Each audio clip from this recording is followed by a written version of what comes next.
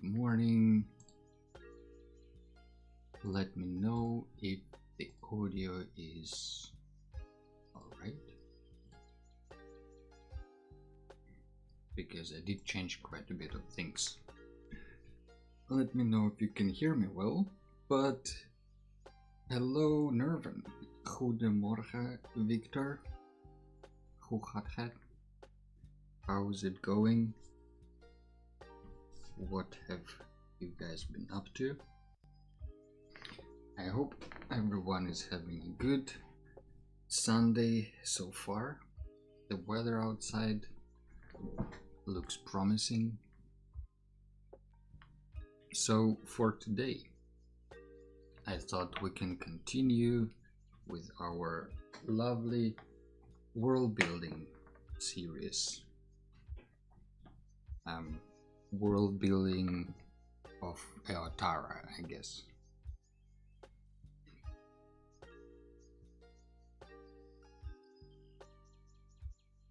So, if you remember last two times, we did kind of like an overview, the beginning of what can be a world atlas for the world of Eotara. Hello Caledon. The sound vanishes with connecting to the other screen. Is it an issue on your side or on my side? Anywho, I hope you can hear me your side. Alright, well, I hope you can fix that while we continue with the world building. So we did kind of like an overview, very briefly. Well, briefly maybe is a overstatement. It was two hour streams. So there was some sort of an overview of, you know, the planet, the 6 suns. They're not orbiting the planet, but for the people who live on the planet, it's kind of like orbiting. Now we need this second cam today. Maybe we don't.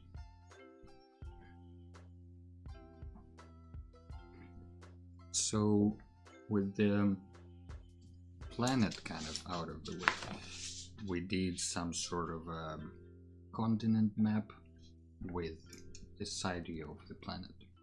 But if you have looked at the Discord, well, you might not have seen it there because it's been quite a while ago, but I did put together a template for world building that I wanted to try out today.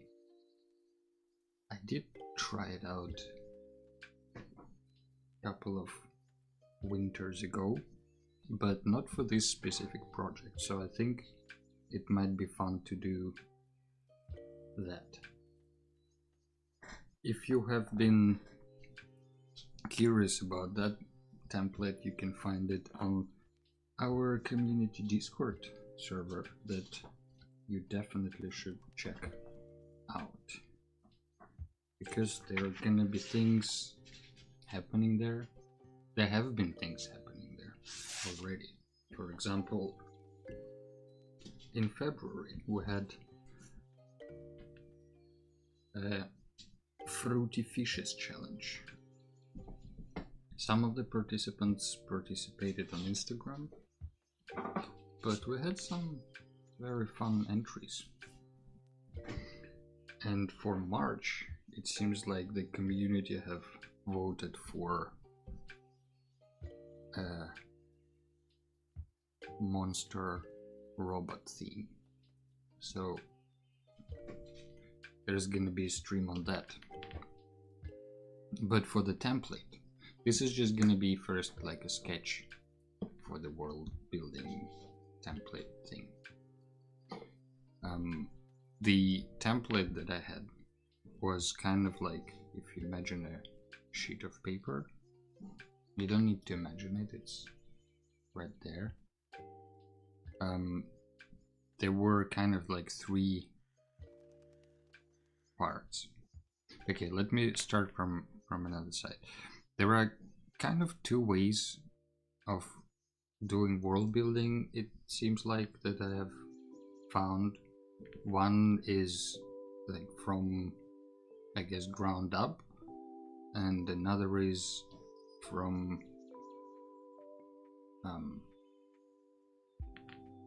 point outwards. So what that means, that with the first approach, you first kind of lay down the basics of the world. How does it work? What's the, I don't know, what is the magic system, or what is the reality of that world, and then you kind of narrow down the details. So you kind of get maybe the settlement, and then you define the characters specifically. There is another way which kind of reverts that.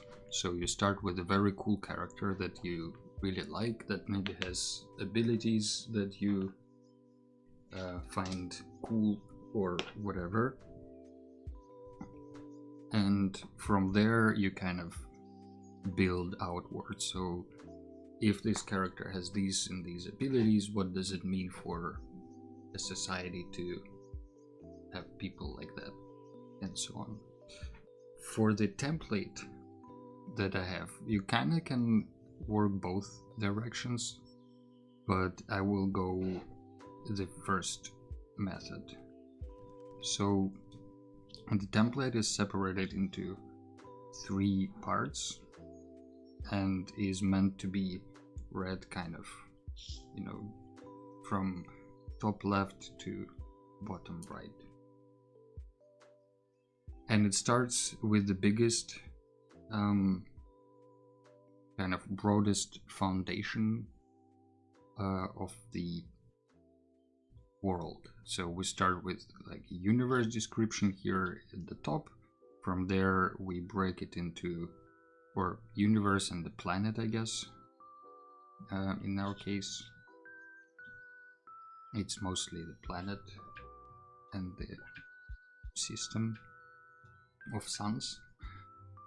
Then it breaks down into biomes, so maybe a few, maybe this can be like 1 biome per sheet, that kind of explores different planetary conditions, like what materials do they have in these different areas, what kind of conditions and forces are affecting them.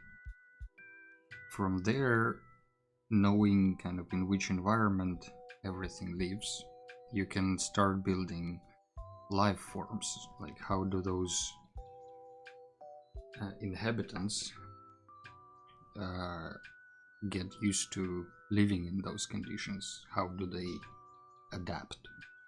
So it could be, you know, flora in different ways, different plants, it can be different types of animals, maybe weird rabbits, who knows. And it also can be sentient species, whatever they look like in your world. Maybe it's like an octopus type of creature, depending on the, again, the decisions you made earlier. And from there you pick a society. For example, like if you got to the sentient creatures, they would probably live in some sort of society, and that society would have certain ways of living that have become a custom or a tradition that's based on the environment and the plants and resources that they have around. So this kind of template helps you, I guess, build sort of consistent, realistic, if that's a criteria for fantasy worlds, or maybe just cohesive world, because everything is based on previous decisions. So then this last section would be for the society. So this is where you explore kind of like how do those octo people live, what's their culture, maybe like what kind of symbols do they have. Maybe they have like a coat of arms with their portraits everywhere. What is their tool set? Like, are they using weapons? Do they have, what kind of rituals do they perform? What's this circular thing on their head? How does it fit into environment where they live, and so on. And from there you can kind of cherry pick a specific set of characters or one character that you want to explore more, or that would be the protagonist of your story, or that would be yeah, just maybe a character or a type of characters, depending on what are you world building for.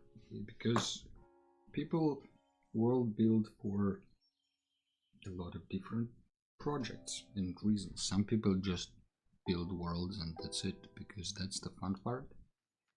Some people are writing a book or composing a concept album. So that's the approach I'm gonna be using today. Hope it makes sense to a degree, at least.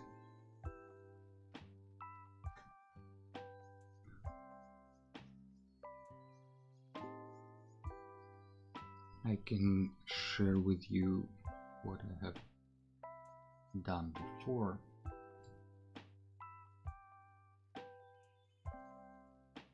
With this approach, let me just quickly make sure it's working.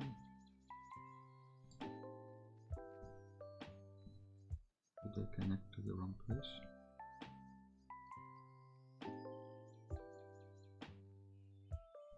Yes, I did.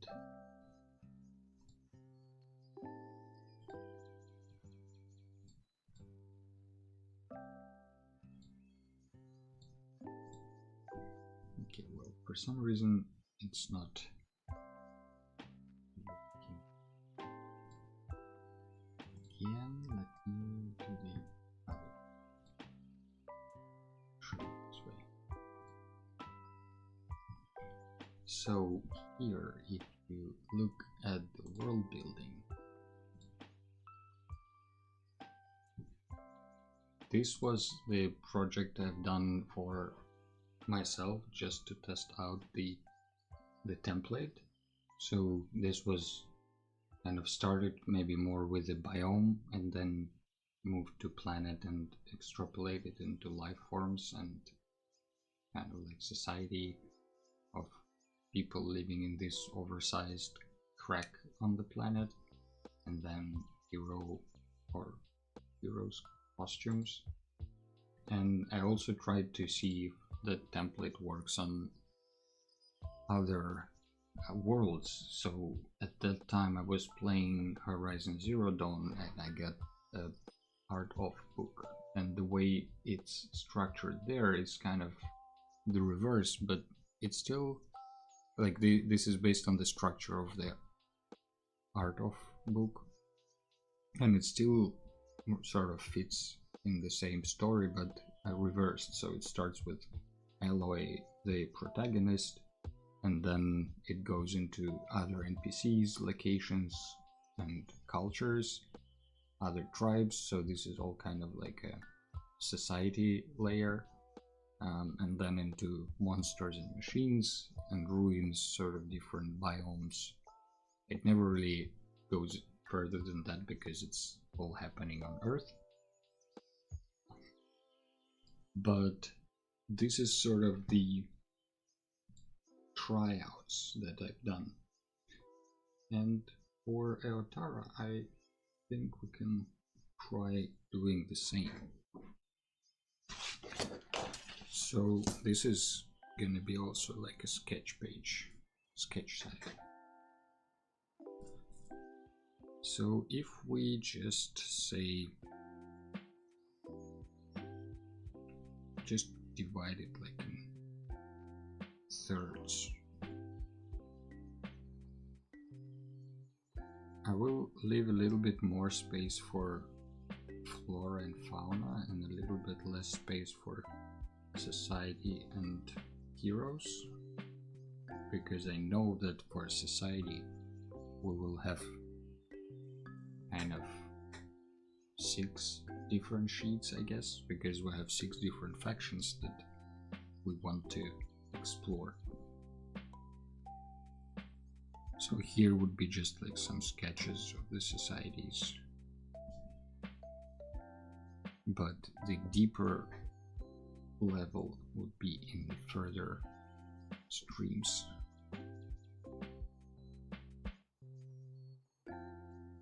So this would be life forms, and then here would be the planet and biomes. For heroes, I think we can skip that part for now, because there will be so many different characters in the world. It doesn't really make sense to put them on this sheet.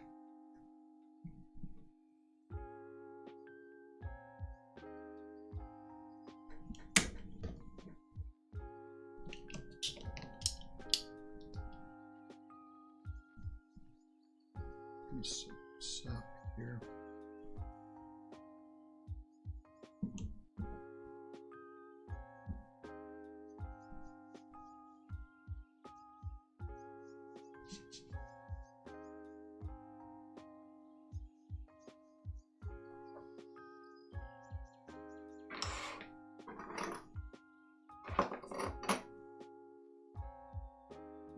We need to zoom out a little bit.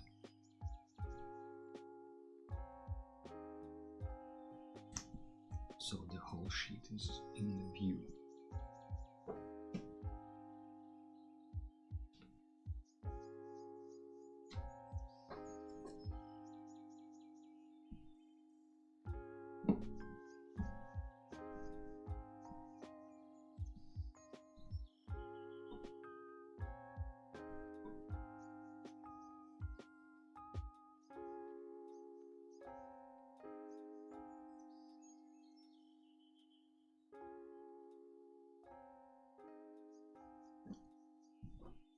Yes. Give me a moment to turn back the chat on. There we go. So for the planet and the universe, just for the reference, I think it's worth putting some sort of diagram here. So we have the planet of Eotara. Let's put her in the middle at the bottom. And she's orbiting a very complex star system. So the star system is a black hole in the middle with 3 kind of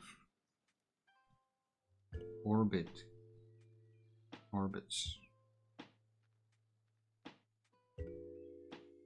with 3 different angles, and on each orbit there are 2 suns rotating. And actually this orbit should be a bit smaller, I guess, and this one can be a bit larger, because they shouldn't really intersect. It's more like from this angle they would be more intersecting.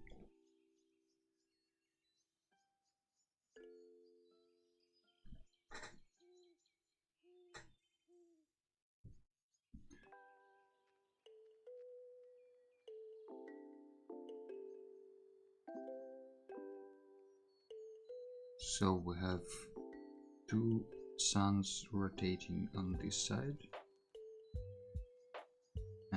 two suns rotating here.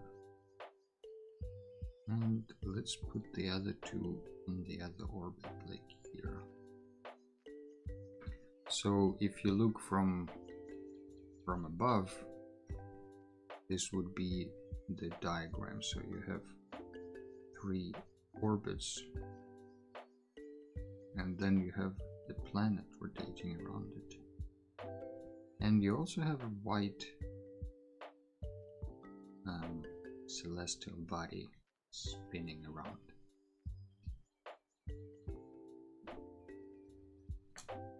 So this will give us probably some ideas of how it's gonna look like on the planet, because with 6 different suns, the lighting conditions and the environments will be very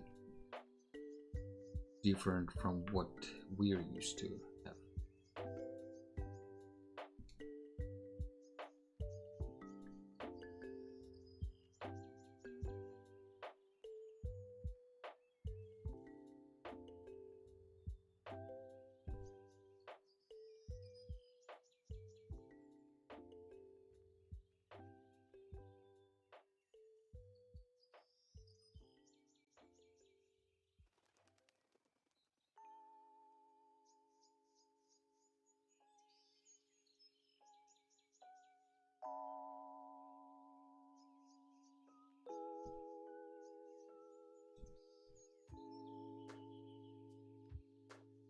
The way this specific planet works is that it has, you know, certain rotational period, that's the word. It has a period of rotation around the star of the solar system.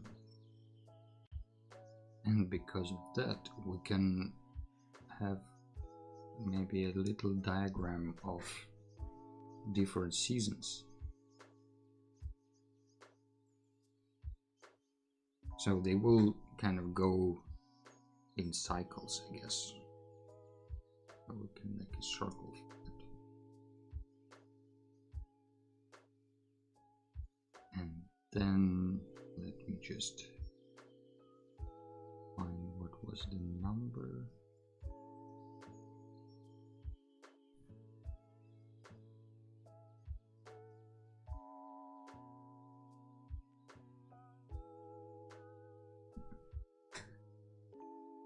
Alright, so the rotation of the planet around this system is roughly, seems like it's same as Earth, for the purposes of, yes, having it inhabitable.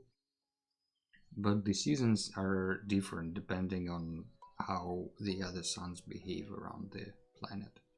So we have kind of half of the, or like, yeah, let's say half. Okay, so how the suns are rotating is, let me give you a little overview. There is a period during the rotation when the suns converge, all 3 pairs of the suns. When they converge and converge until they eclipse into the kind of one straight line. So that's sort of like a short period that's called eclipse. And this is not really a real term, it's more of a name that we have for this season. And then there are kind of 2 more seasons. After the suns have eclipsed together, they start diverging, and then this kind of long period of time is called scatter.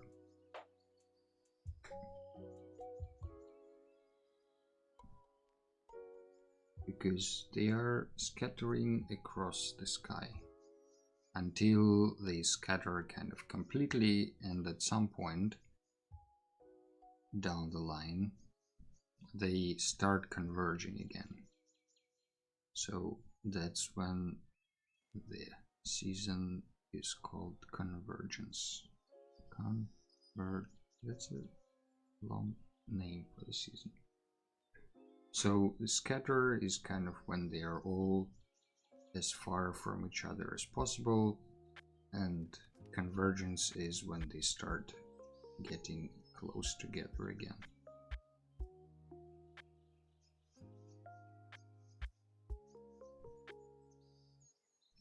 Does that make sense?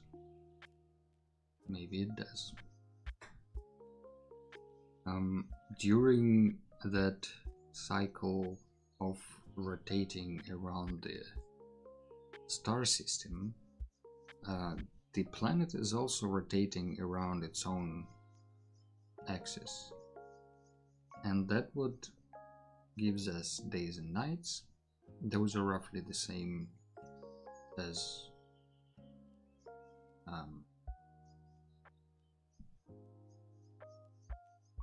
on Earth, but the way the suns are rotating around the black hole will have different patterns on the sky. So that's what will give us the week. And maybe it's worth also mentioning that the week on Eotara is 8 days long, and it has different suns coming on different days. So if we, maybe because it's all in pencil, it makes sense to kind of highlight which, kind of mark each sun with an icon, because you can't really distinguish the color. We know that the closest suns to the planet are yellow and green. So yellow in our case is a triangle, and green is like a scale or a feather, something like that.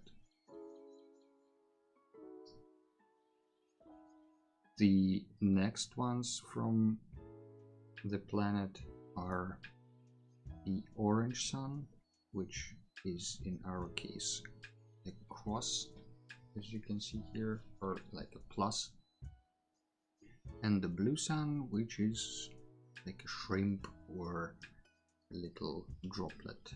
And then the furthest suns would be the red sun, which is a square, and the purple sun, which is represented by a rhombus.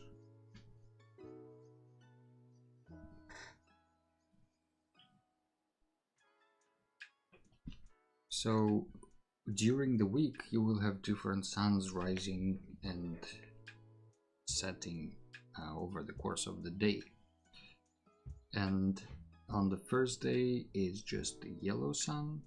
The yellow sun. On the second day it's just the green sun that's most visible on the sky. Then we have them both.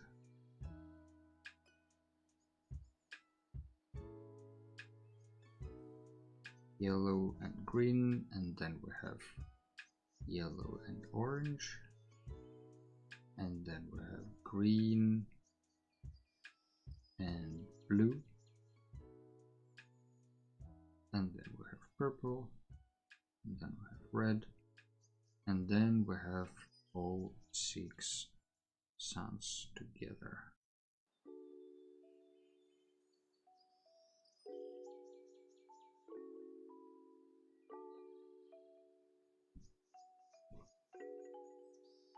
I hope you can still see those icons. The idea was to pick those icons specifically so they're distinctive enough that you can see them on the cards when they're printed in real size. we'll see how much does that translate. But this is our let's say this is our seasons, and this is our weekdays.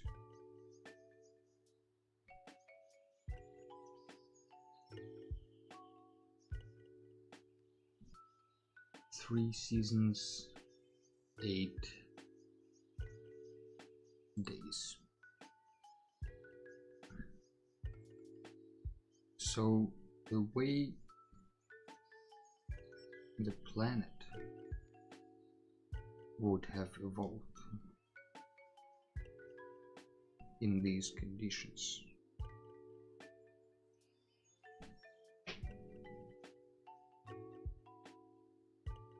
It's a bit small on your screen to distinguish the symbols. Well, maybe when I color them, it would be more clear.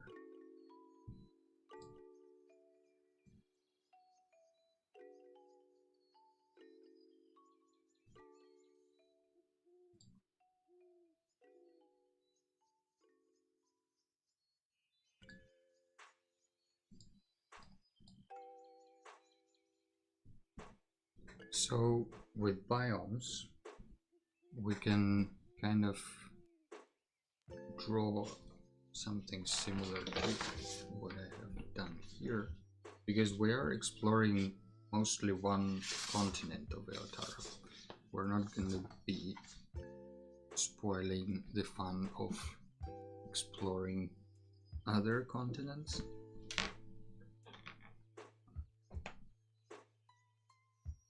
So if we imagine the planet being here,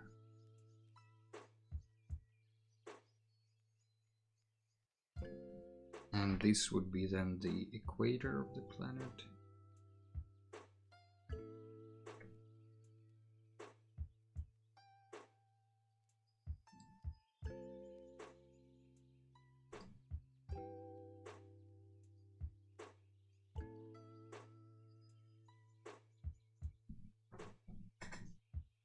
then here would be where the sun shines the harshest,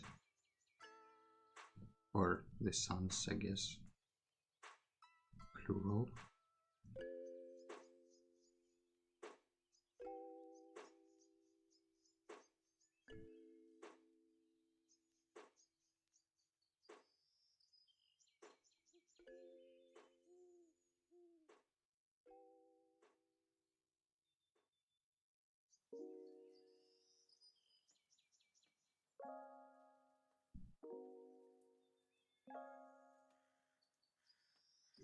We will get to color in a little bit, but for now, just as a looking overview.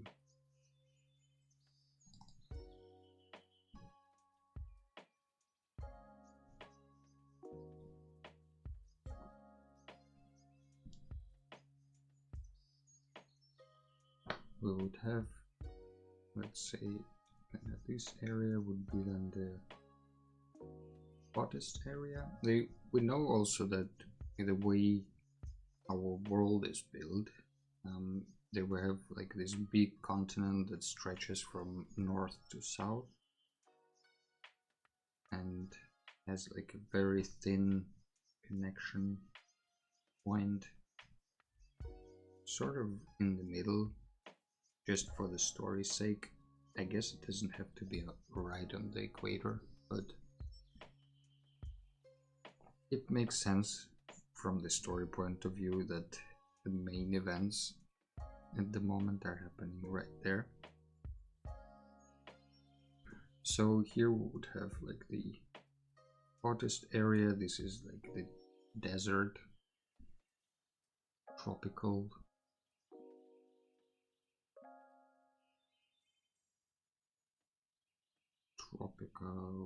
Let's say also a desert here. Harshest conditions.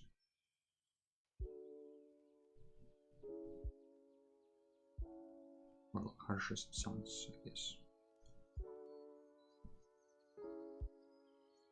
And by harshest, I mean the light is the strongest, the heat is the hottest. Then we kind of fall off into temperate climates, so this would be like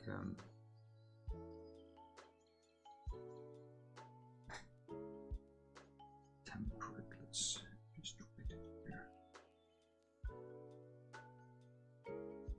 So in this case it would be forests, slow kind of emerging from through, I guess, savannas and hills, forests, hills with shrubbery, shrublands, grasslands, that's what I wanted to say. And then maybe to the south we have also temperate climate, but we have more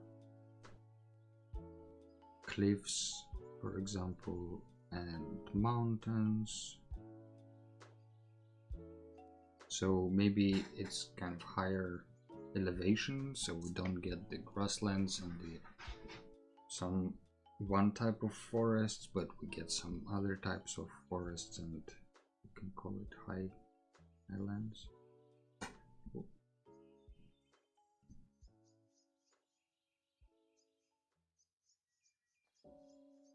So we can illustrate the mountains here, kind of rising from the sea.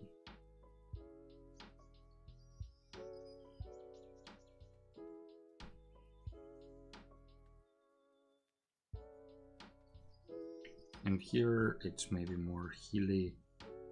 There would be still some mountains because it's all sticking out from the sea, so there should be some elevation, but maybe it's not as high as on the south side. And then up here we get into more like boreal areas, and then I guess tundra.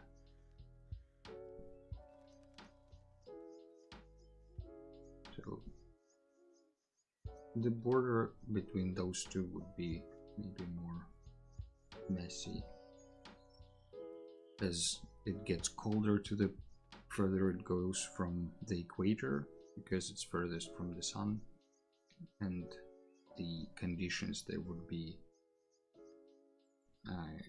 also harsh, but in a different way. So it's cold, low light, harshest suns means extra light, and heat, and then yeah, cold, low light. So this is sort of reasonable, I feel like, way of thinking about how different biomes would spread on the planet. We can define the continent maybe a little bit more just to make it stand out.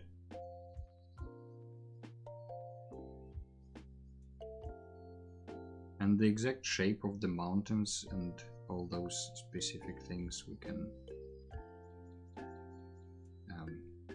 leave for now, because depending on the materials available, the mountains would have different shapes. Maybe they're not spiky, maybe they're all flat top mountains. Who knows?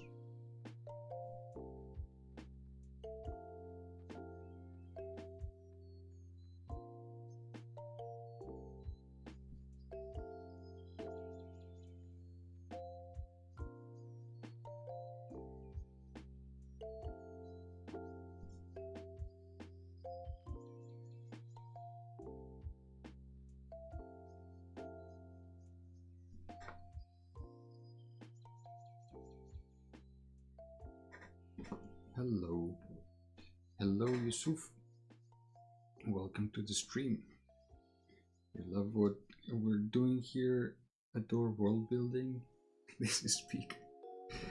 This is great. Thanks. Great to hear that. I appreciate it. Are you also world building something or some project of yours? If you do, don't feel pressured or shy to share, because we're always happy to learn new things here.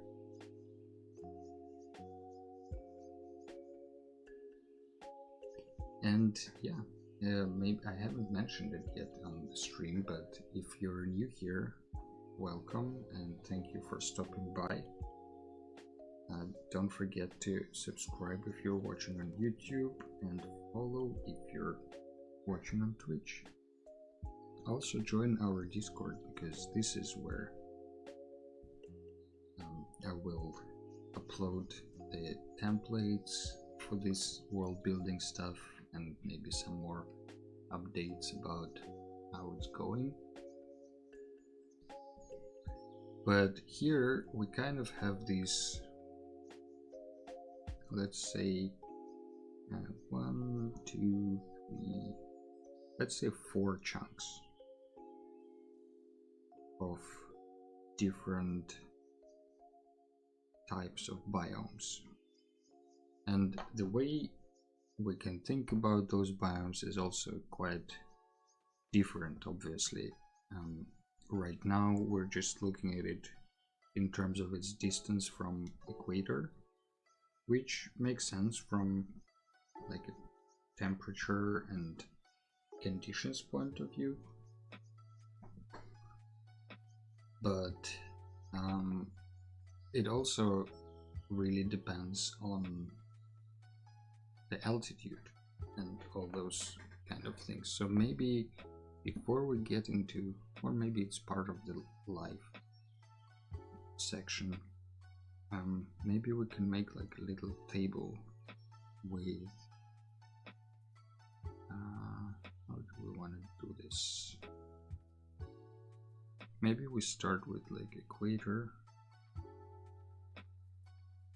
and go outwards to tropics, and then to temperate, and then to boreal, and then tiny tundra.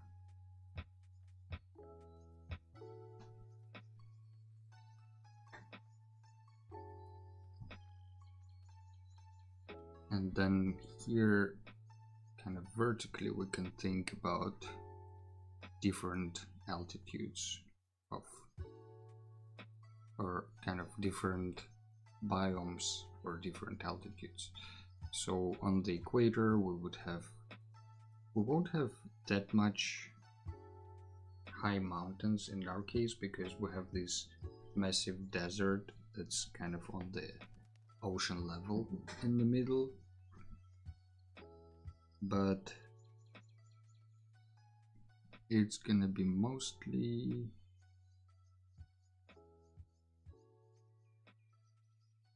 I don't know if it kind of is the whole scale. Maybe the only thing that makes sense is to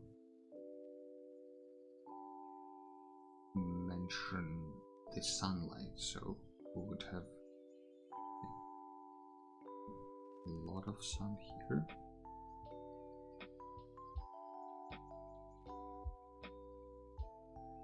and very little here.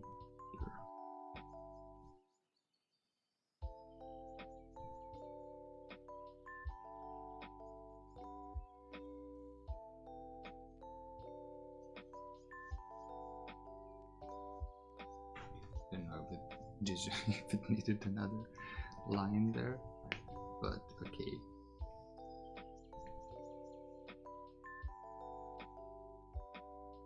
So in terms of different biomes, we would have all sorts of things. We would have hills and mountains. Maybe we can make like a, yeah, let's do the vertical thing for altitude. So they would be from like top high mountains to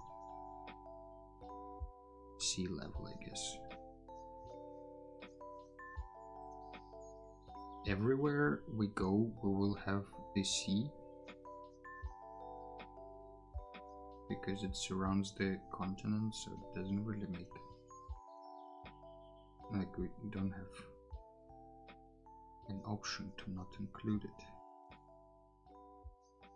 Then maybe mountains would also be everywhere, but on the equator they would be kind of dry, arid mountains, if any, but more like cliffs, deserts. In tropics we would have more like, well, tropical forests on different altitudes.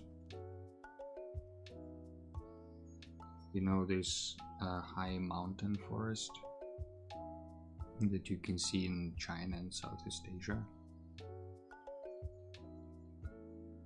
So maybe mountains here as well, maybe some deserts, but more like savannas.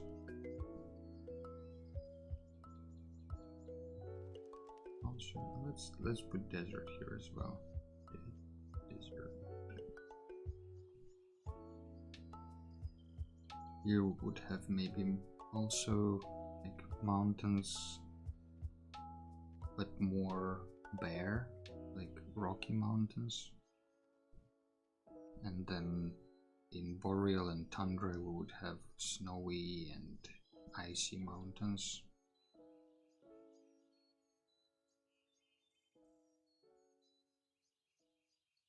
We would also have like hills with forests.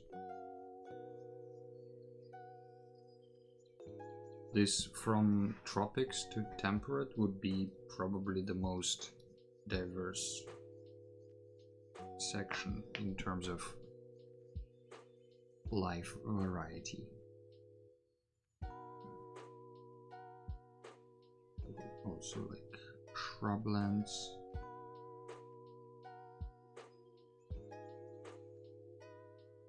grasslands.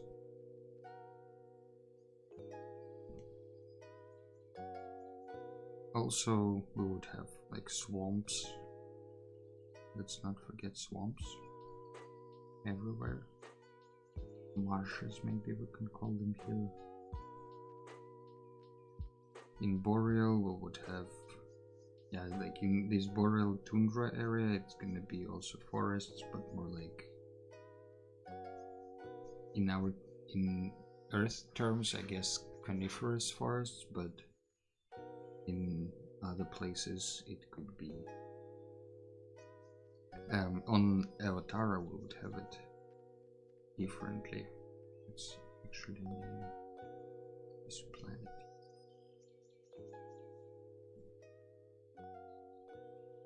So we will get into how those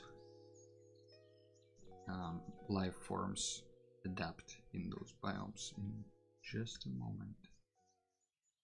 So in boreal also can have swamps, can have taiga, swamp.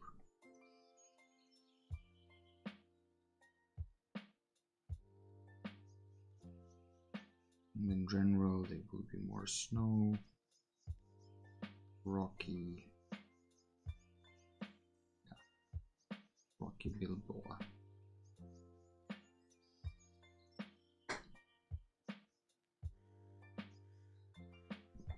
So with that in mind,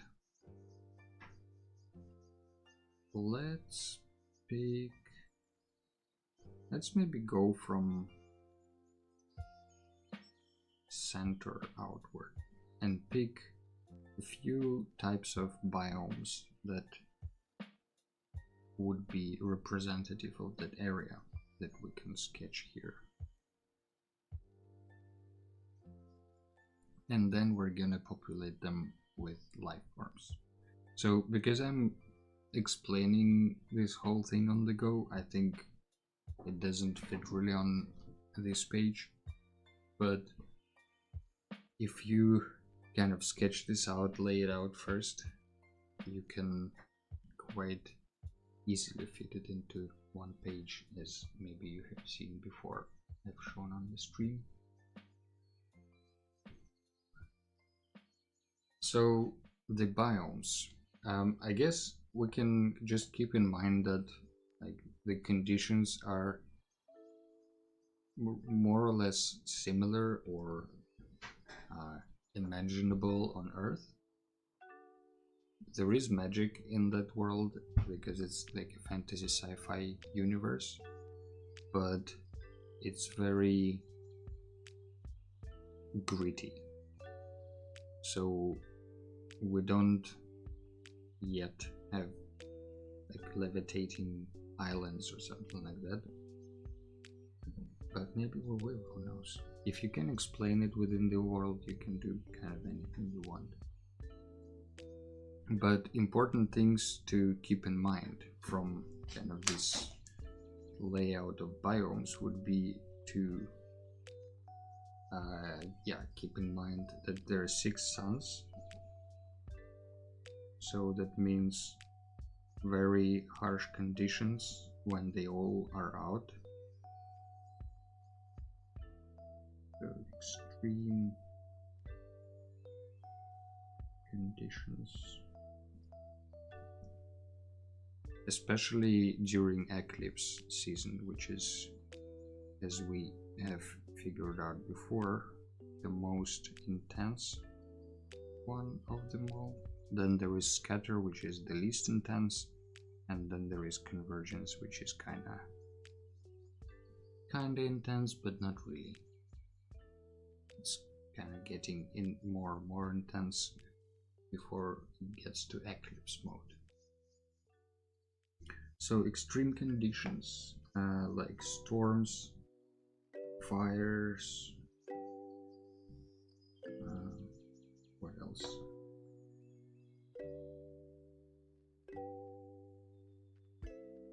Winds, droughts. How do you spell it? Droughts?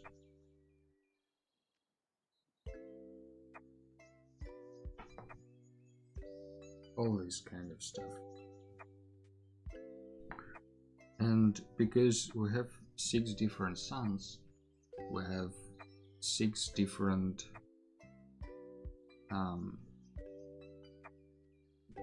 ways of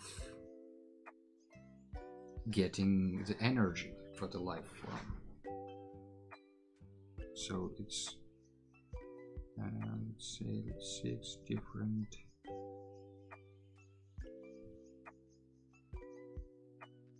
energy sources for life.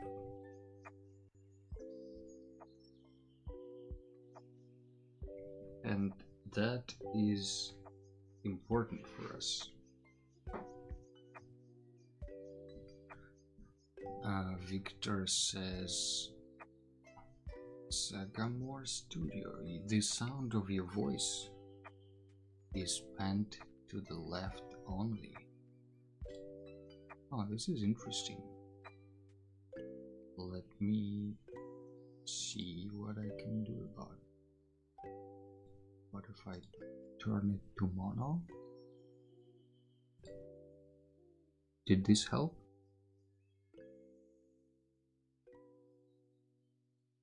I don't really need stereo for my voice.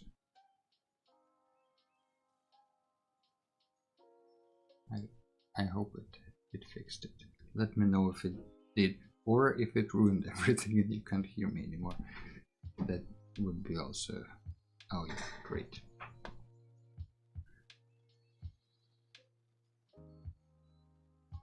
thank you for your attention. So this fact that we have 6 suns and we have this very specific, wow, I lost the lead. Tragedy. Let me actually put the colors on the weekdays, because as Nervin said, the colors would help.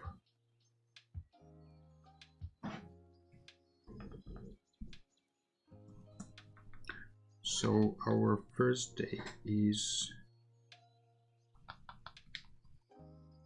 the day of the yellow sun. It's the yellow sun here. That's the first day of the week. And we also have yellow sun on the 3rd day of the week and the 4th day of the week.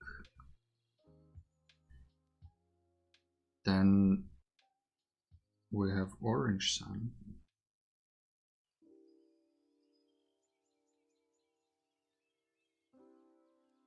on the 4th day of the week,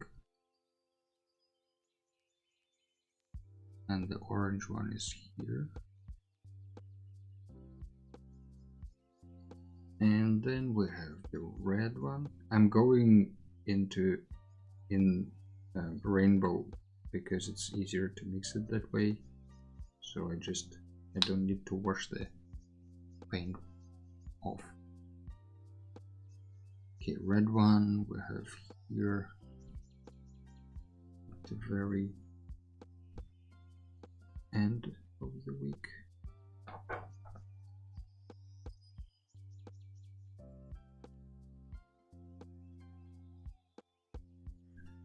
And the red sun is here. And from red we can go to purple without washing the brush. And the purple one is here. It's the day before the red.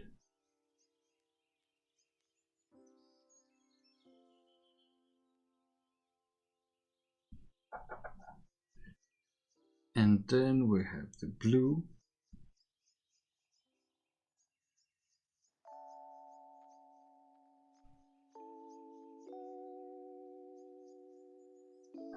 The blue we don't have that much, we just have half of the day on the 5th day of the week. And the blue one is spinning together with orange.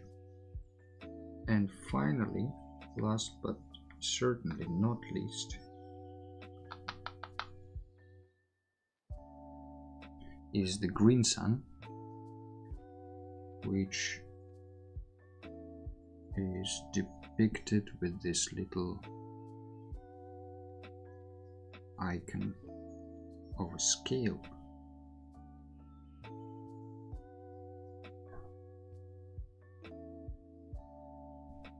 Yeah, and the green sun is spinning together with the yellow. So these are the days of the week, and the last day of the week is when all suns are coming out together to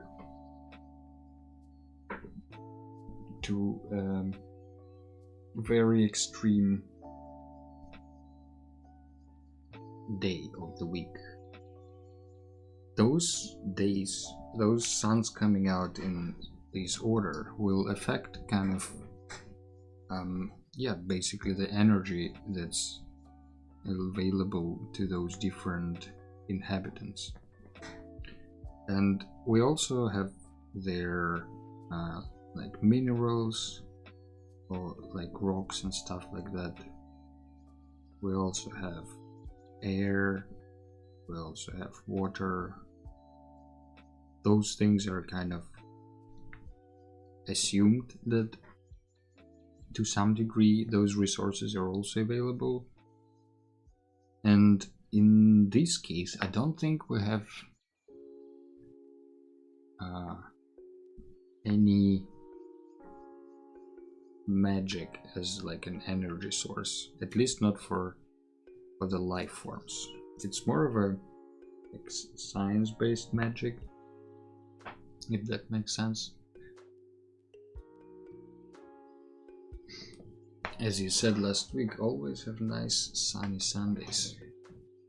We do, right? It's getting better and better, and probably harder for people to stay at home in the morning.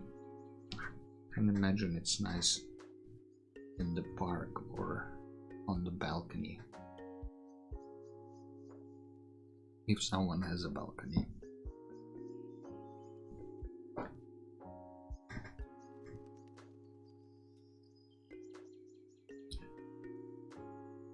But with these different suns, we would have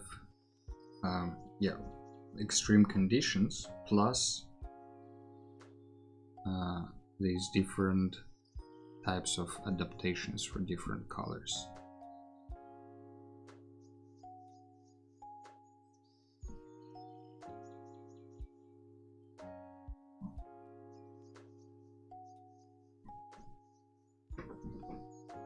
What does that mean for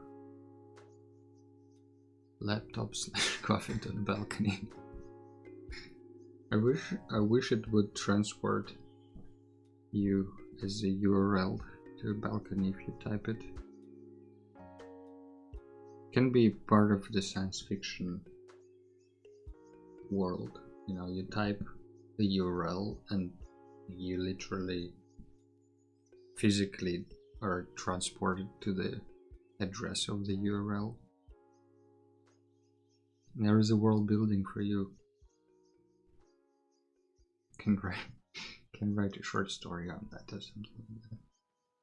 So with these extreme conditions and very different types of energy available. So what do I mean by different? It's not just the color of the light means the wavelength of the light, which, you know, has different strength, and some wavelengths penetrate deeper underwater, for example, some less, and they reflect differently. So naturally the nature will figure out the way to adapt to it.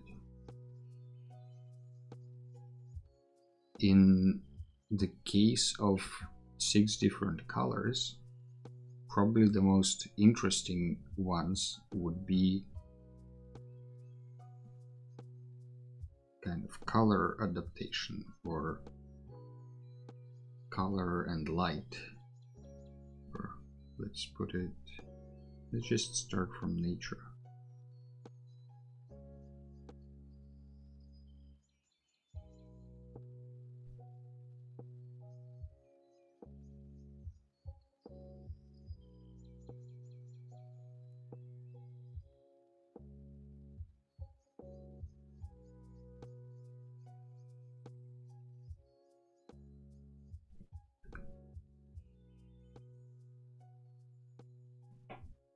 So, nature adaptations to lighting conditions and color. What does that mean? Well, this is pretty clear. The lighting conditions on Neotara are pretty unique and diverse. We have this season. Whoop, smeared the red sun. No, red sun. Well, now it's pink sun. So we have the eclipse period where all 6 suns are more or less aligned. That would be very harsh conditions, super bright sunlight, very intense heat, the huge differences between day and night, and almost white sky and white sunlight, because they will be all interfering with each other. So this will be very bleak day. But on the other hand, a violet or red sun, those, especially the red sun, the waves are pretty weak, and it's kind of like this infrared light that will reach the planet, and it's not going to look very bright or harsh, especially during the scatter period where the suns are more spread out, so you get even less sunlight. So as you can imagine, during different seasons, these different weekdays will have different effects, but more importantly, you have kind of like a gradient from eclipse, where you have high energy because there is a lot of sunlight, but also intense conditions, and you kind of go from that to the mid scatter, I guess we can call it.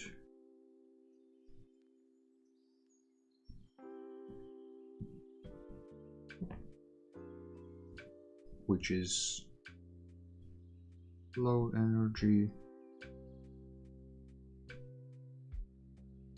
and yeah, just ultimately low energy. Not intense, no harsh conditions. And even these last days where all the suns are out are less intense. Some of those things I'm mentioning here are not really made up on the go. So for example, the names for the seasons, the name for the planet, how this solar system is set up, like the fact that it's spinning around the black hole and all this, like that part is not really made up on the go. It's something that my crew, my team, my friends and I have discussed before, and it came out of their heads as they were thinking about this world of Eotara over the course of, I don't know how long they were working on it, maybe a decade or something. So this is more of me digesting the information that they gave me into like a cohesive world. So, you know, like the 8 days of the week and seasons, maybe if you're doing it on the go, you could come up with your own numbers or make up kind of anything you want and then adjust everything accordingly. But in our case, this is what the guys have decided on.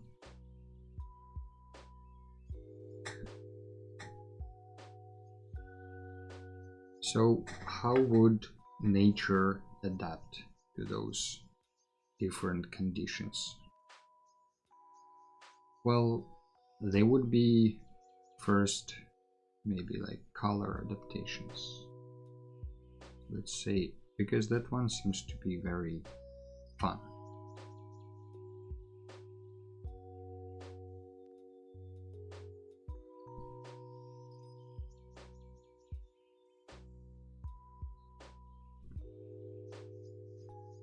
And color adaptations can come in few different ways.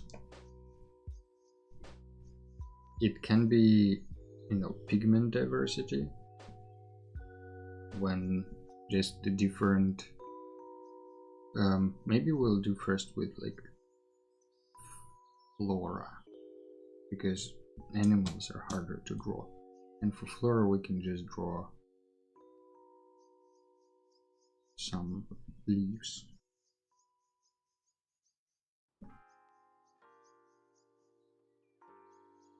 So color adaptations, maybe the leaves that the plants have, they have like half of the leaf is directed at one type of sun, so maybe half of it is yellow and the other half can be green or blue, actually.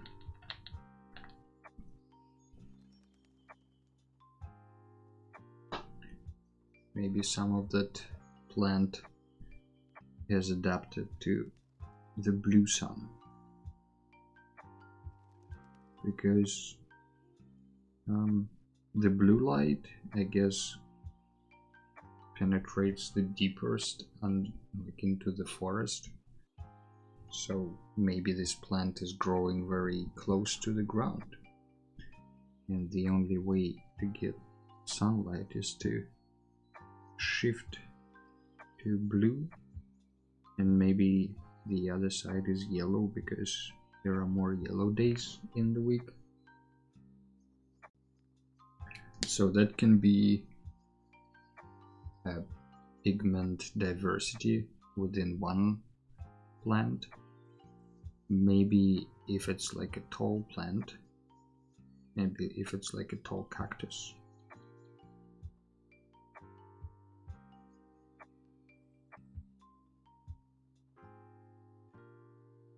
that grows with other cactuses, cacti, and it would also have like a gradient from maybe from blue at the bottom as well, because lower, closer to the ground maybe, and then it can go to maybe like red if it specializes on the red color.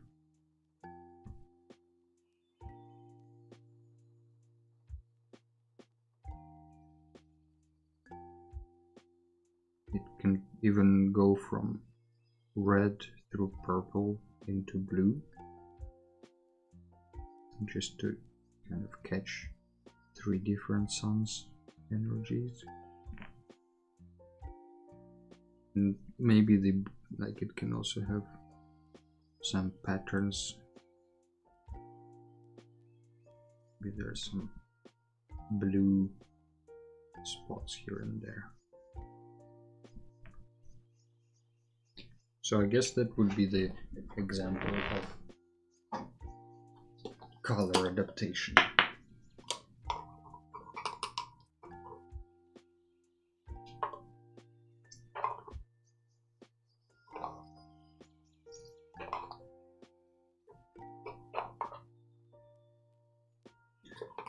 Just ran out of water for the water brush. That's why.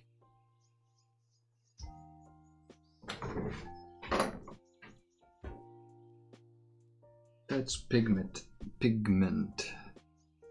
adaptation. It can also be like, you know, layers of different vegetation.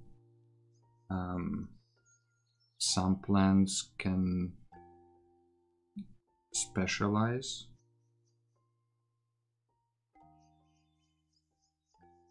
So maybe there is like some plants that have just one color, but it's not the color we're used to. So maybe there is like some leaves that are just purple. There are some other ones that are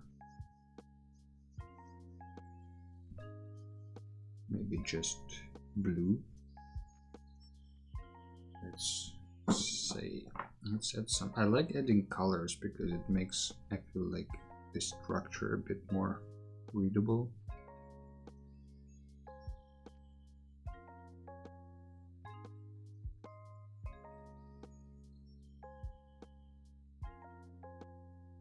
So let's see, these guys specialized.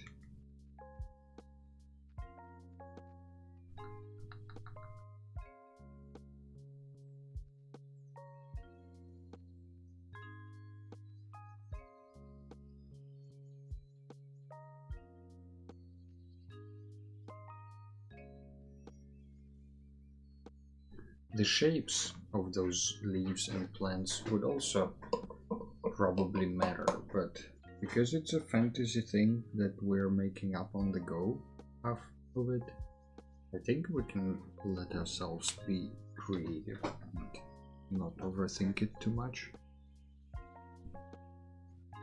So what else?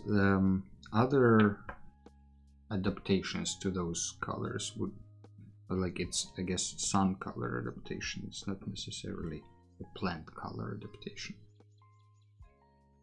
So another way would be to follow the sun. So for example, if you have a plant, kind of like a sunflower, right? If it looks at the sun and just follows it all the time,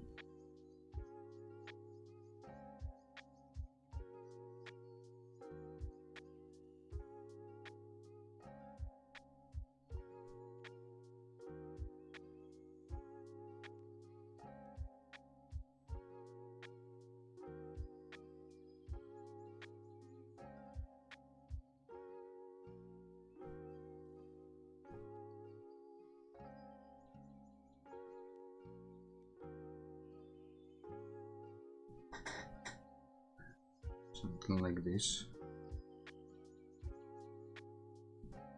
So for example, this is a green sunflower. Then maybe it follows green sun with its flowers, leaves, could be anything. Or it could be that some parts of this plant are following green sun and some other parts are following some other suns.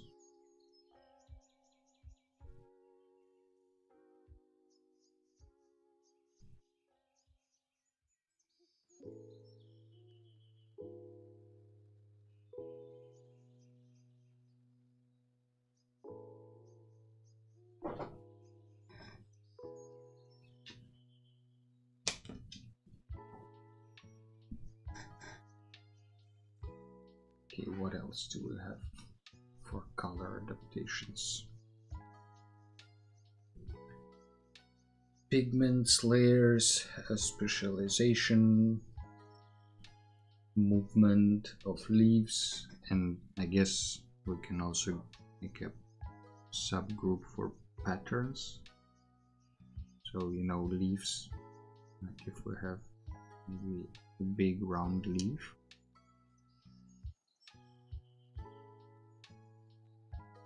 maybe it has certain patterns that help it catch different types of the sun. So for example, this one, maybe on the outside it tries to catch the green light,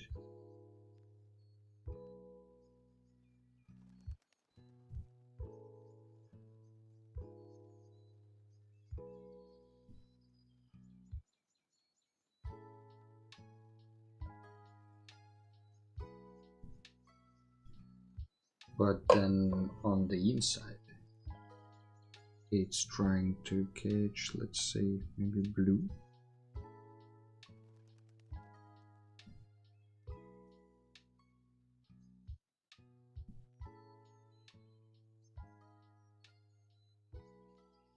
The easy part about building planets and worlds is that you have so much space to play with that you can kind of justify almost any idea.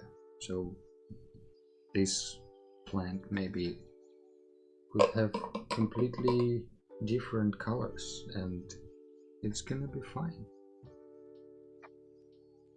It's not gonna be wrong necessarily.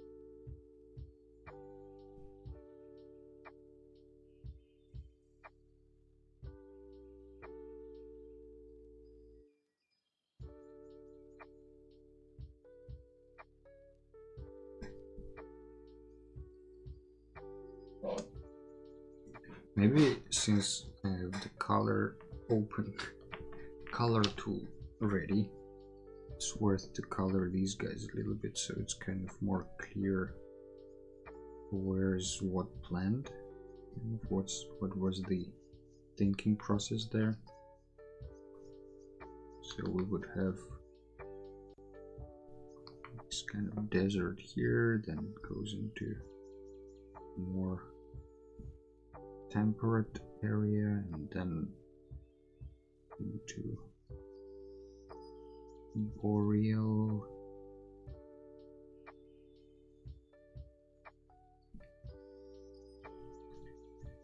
And I'm painting it green, but between you and I, guys, we understand, right, that we're just getting into coming up with how the plants will look like.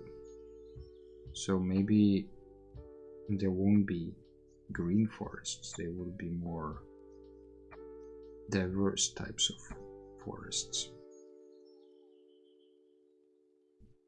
If you have a tree that can have purple leaves, nothing stops you from having a purple forest. On this side we will have a bit less greenery, I would imagine, and maybe more ochre for these brownish tones, because it's gonna be mountainous.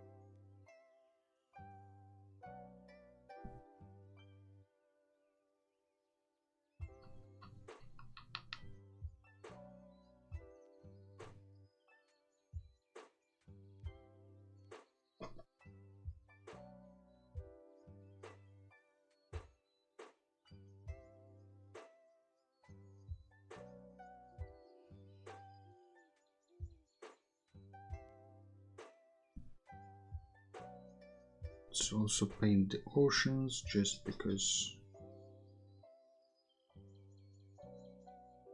it will kind of consolidate this plant look.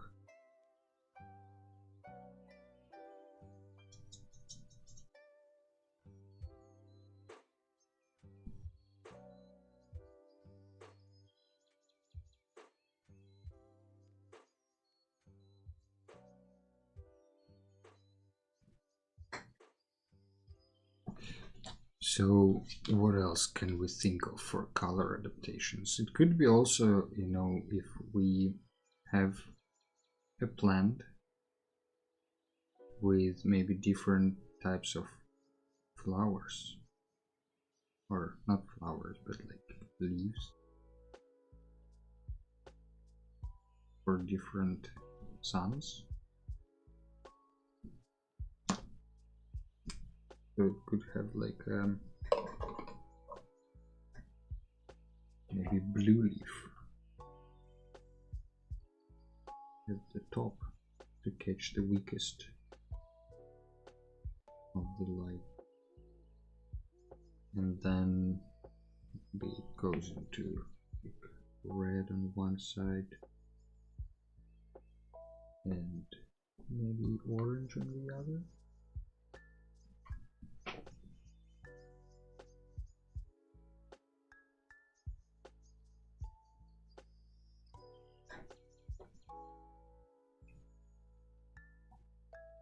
So this could be also an option. We can have trees that maybe have different colors of the crown depending on the season.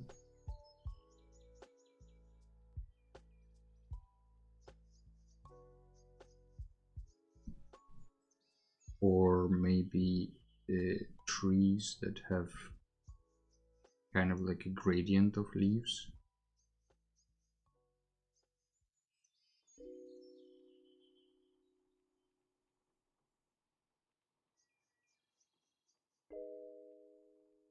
We could also have trees that maybe have other plants hanging from them that have different color. Or maybe it's like a tree cluster, so each tree can be a little bit of a different shade.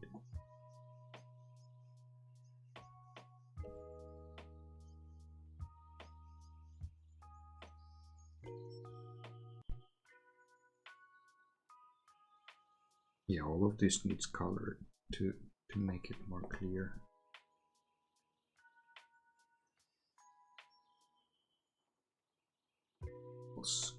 Maybe we have these also, like some plants that have a crown at the top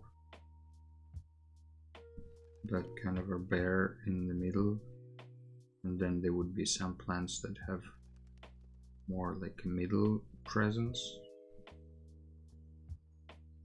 and then we have like a bush level of plants, and then kind of like a grass.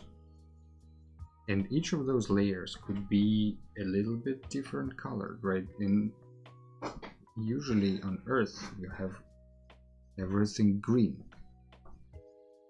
but in an imaginary place you can have everything whatever. So maybe this one has a gradient from like yellow to green.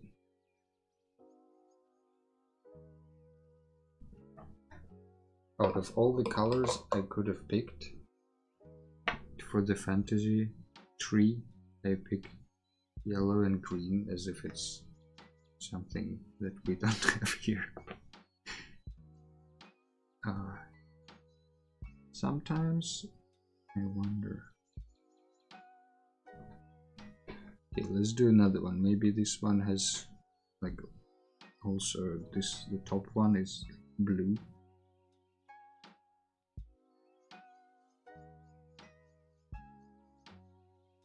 And then the other one maybe is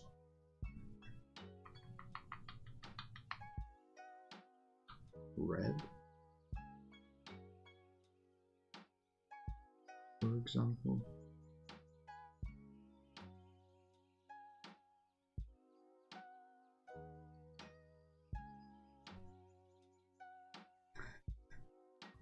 And maybe this tree has like all these red hanging things. Maybe this other liana type of plants are just red for some reason, because they like the red light.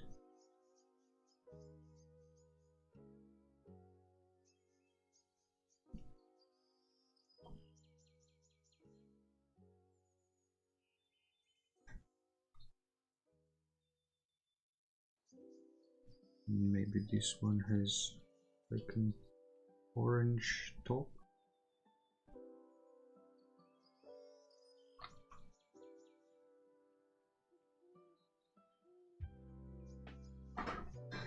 That's orange at the top, and then maybe it gets into like a green sort of thing, and then maybe to blue at the bottom.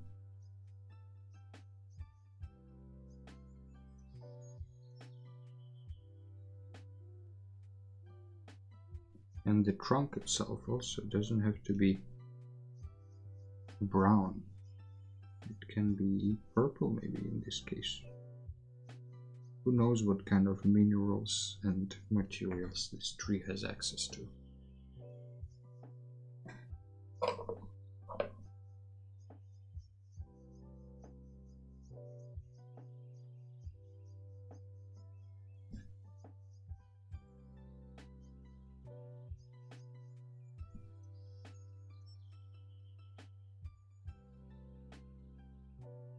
Let's make this tree also blue.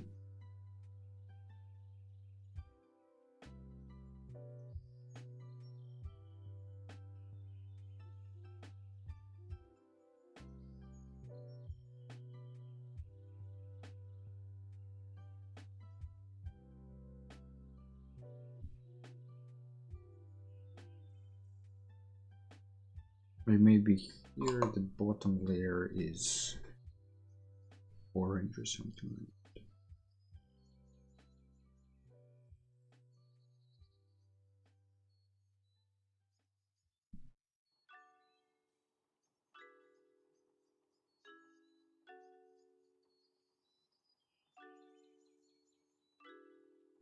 that. On the very ground floor, could be still green, right?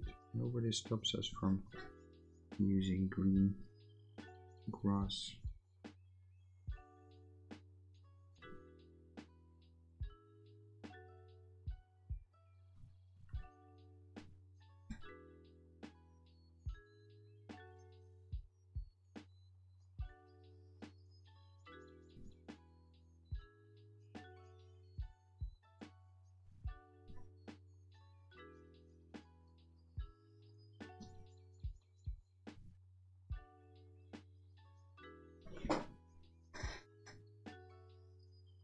So those were our color adaptations.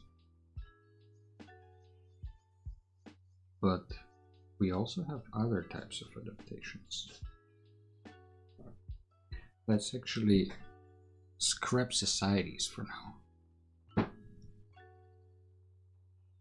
Because we are all in on these biomes and types of plants and various adaptation forms, which we can always explore further in later streams. But for now, let's see. There are also seasonal adaptation. This pencil that is very easy to break.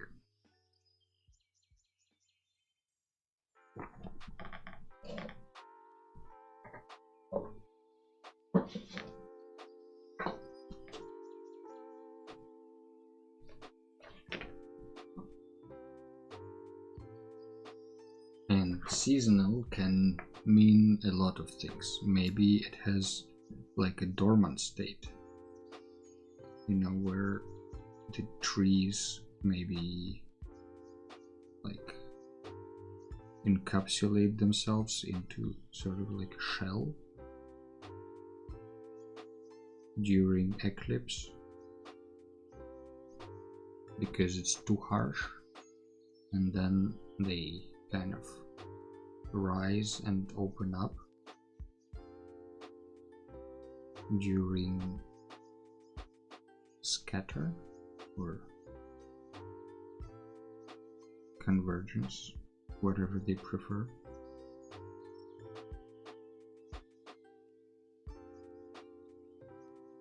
So like dormant stages could be one of the seasonal adaptation types. Another one could be something like survival. No, that's all survival. More like, well, yeah, no. Extra, let's call it extra protection for harsh periods.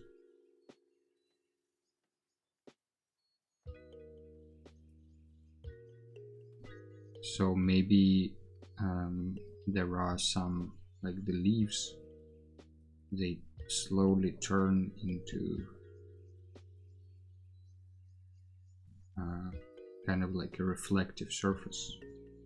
So maybe first you can see all the veins and stuff, and then it sort of becomes less and less visible, and then it's more of a reflective type of leaf.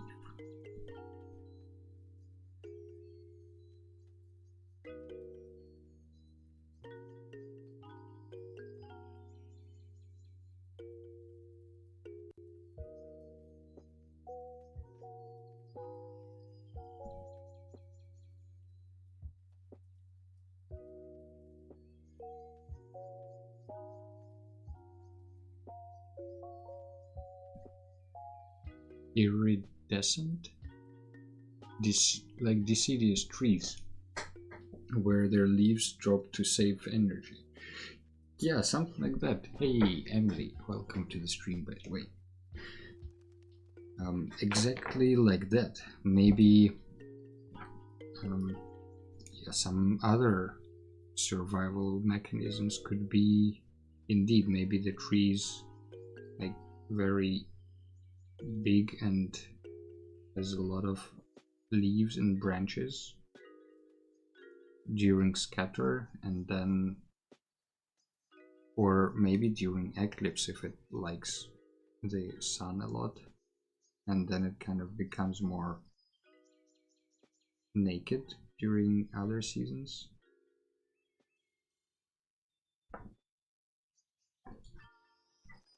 That would be the deciduous tree behavior, right?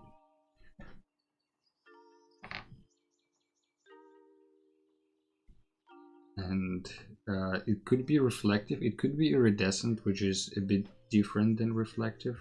So maybe that's, I don't know how to draw iridescent in black and white, but let's say this is iridescent in black and white.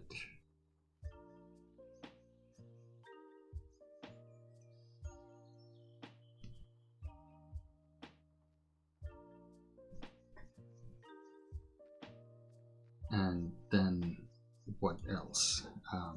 What about the trees that rely on the moon? In our case of this planetary system, our planet doesn't have a moon. It has 6 suns, so that's, you know, that's a lot to choose from.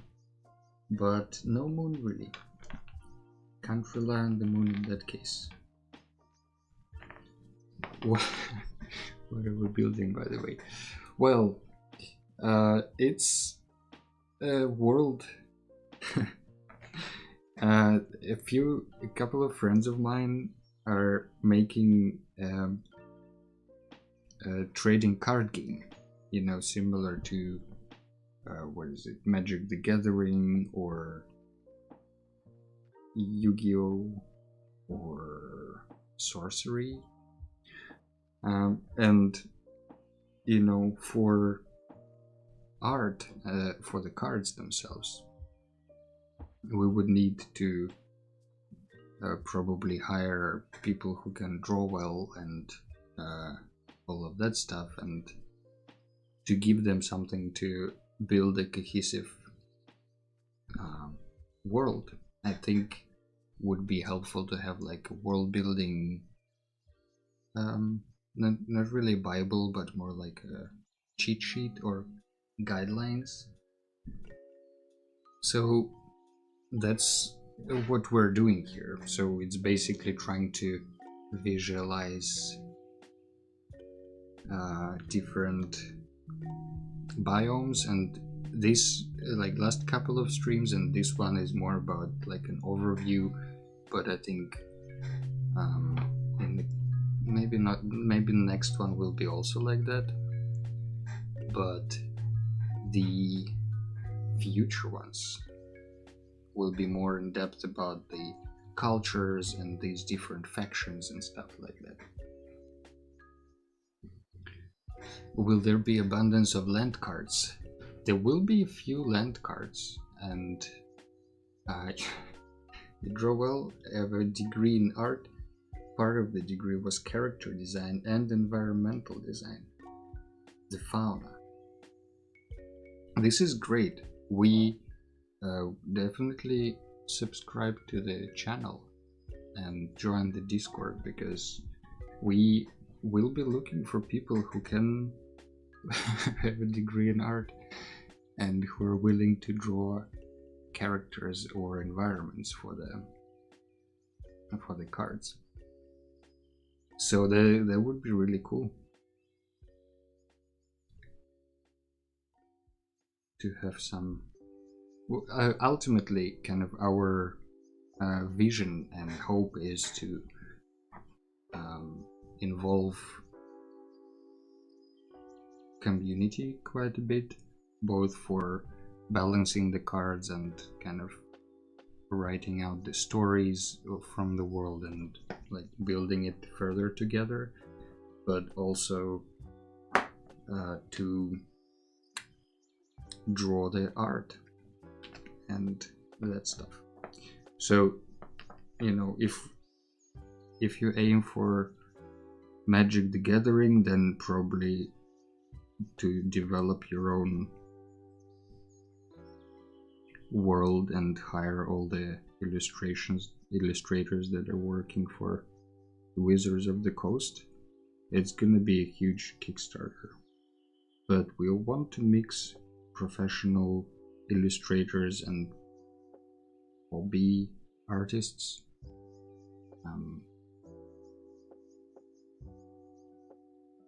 So that's gonna be a mix. Emily said it'd be interested, but I guess you need to see samples, like community project. Also a writer. We would, yeah, obviously we would, when we launch, or like when we open, what is it called? Oh, it's called a call. When we make an open call for artists, we would probably need to have some criteria to choose from or to go by. But definitely, let's stay in touch. Are you a professional illustrator? Do you work in arts as well, or do you have a degree but you practice something else? If you want, feel free to drop a link to your Instagram or something like that. We're always up for sharing art. That's ultimately the whole point of this channel, right? To share the process.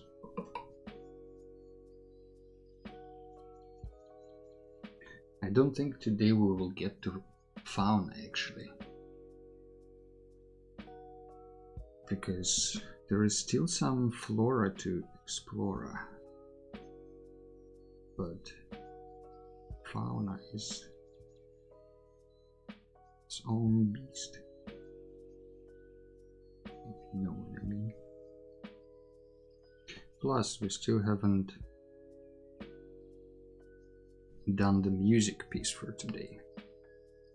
For those who are new to the channel, usually every art part of the stream ends with an improvisation on a groovebox. It's not related to world building, it's not related to art, but it's related to me, I guess.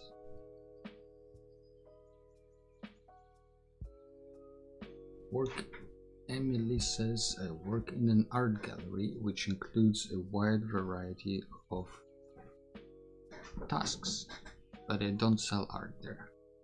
Just like to do personal projects, live where there are little to no art jobs.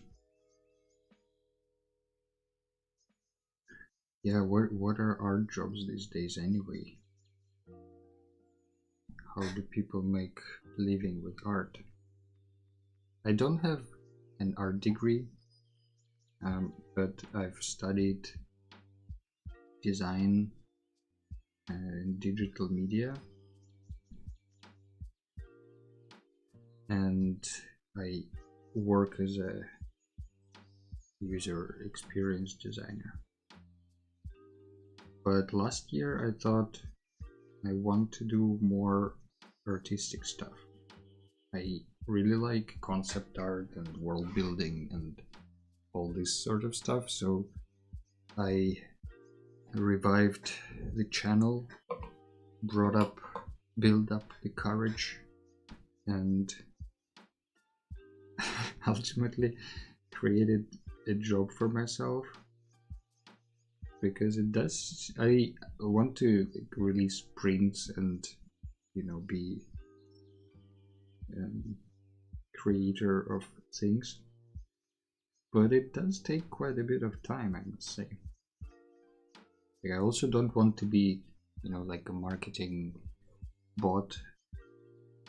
The whole point of it is to keep having the human behind it all and kind of connect with other people on the human level.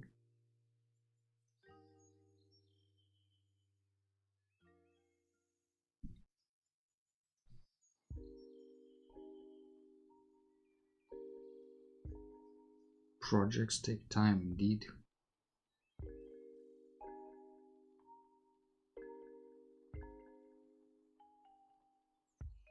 I also want to do a writing project, but I haven't written anything.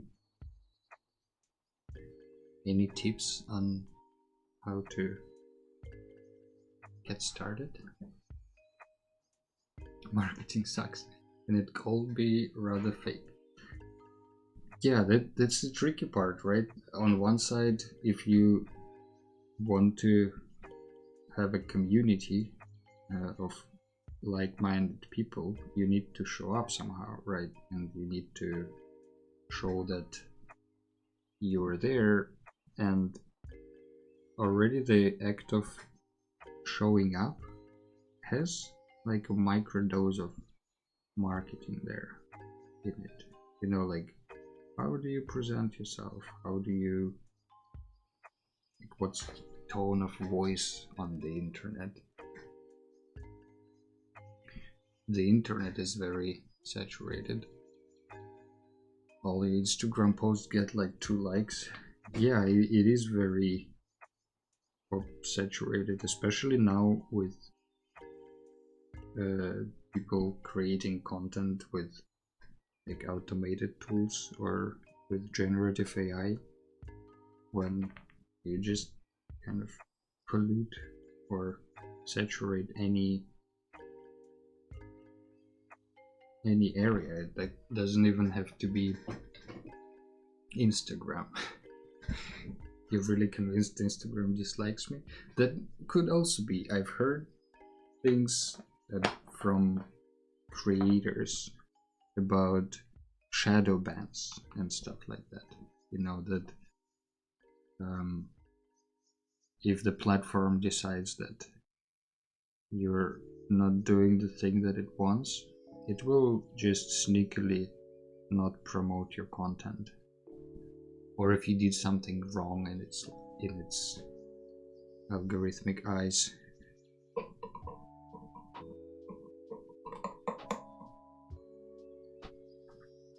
Got more interest as a 13-year-old who drew in Microsoft Paint than as a 31-year-old adult. You might just end up making a new portfolio. Instagram is broken. You can, just to see if it's something with the account, you can try creating a new profile and seeing if that helps.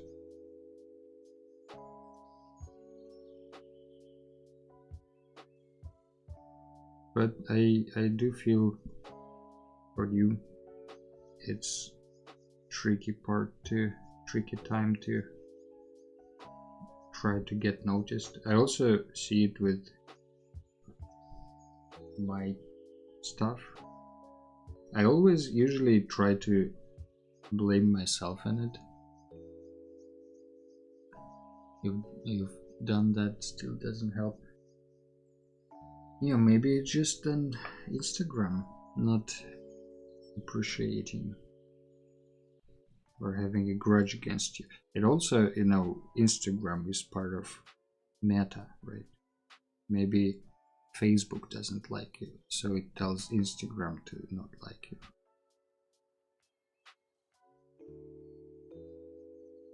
Or WhatsApp.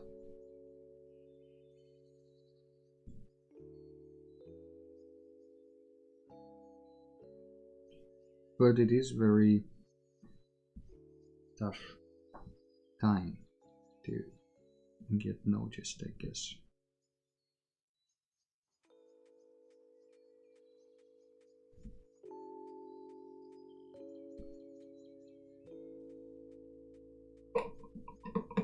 And then if you research things like how to get noticed on Instagram or how to get your prints and art sold,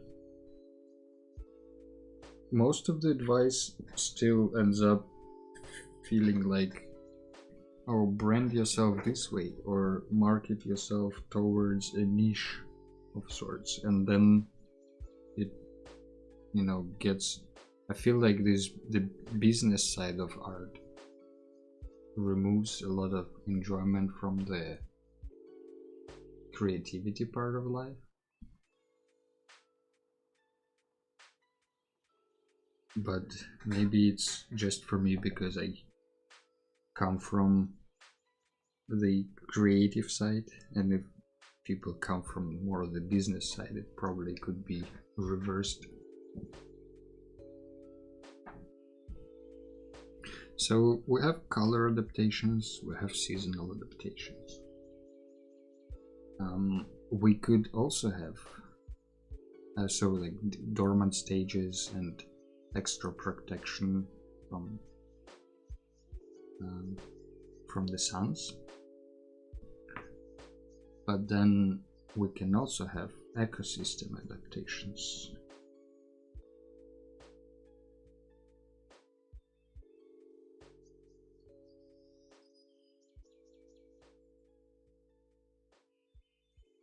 So that's maybe another, let's make these more fat lines.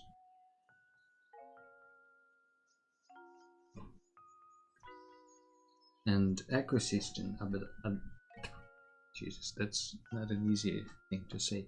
Ecosystem adaptations will include stuff like let's see, maybe like accumulating energy during one stage,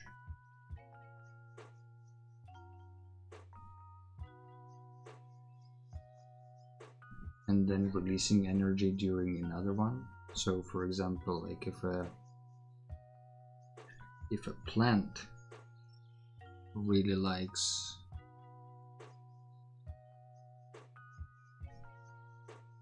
certain type of light, maybe it only comes out during the 8th day of the week when all suns are available.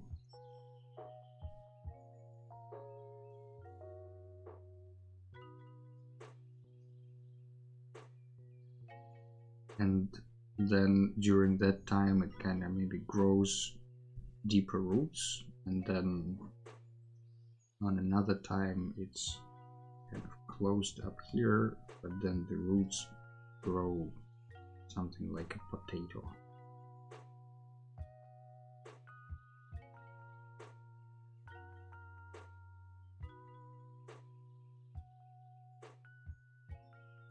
So first it like eats the energy and then it goes into growing mode underground. Maybe this one is red.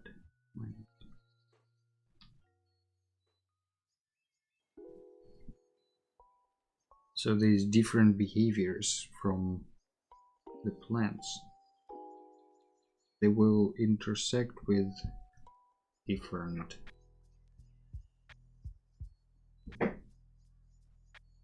color combinations of those plants, and hopefully we will have a really diverse set of things, items.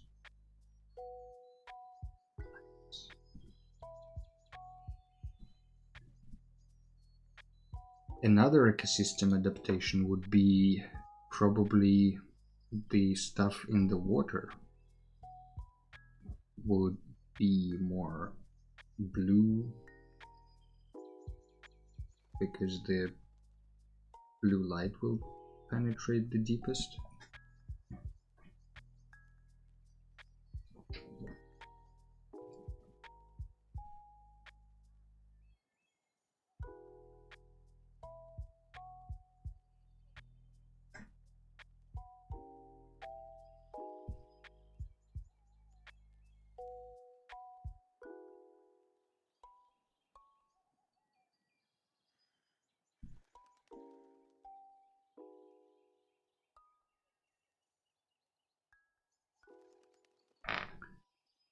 the whole point of this exercise, I guess, is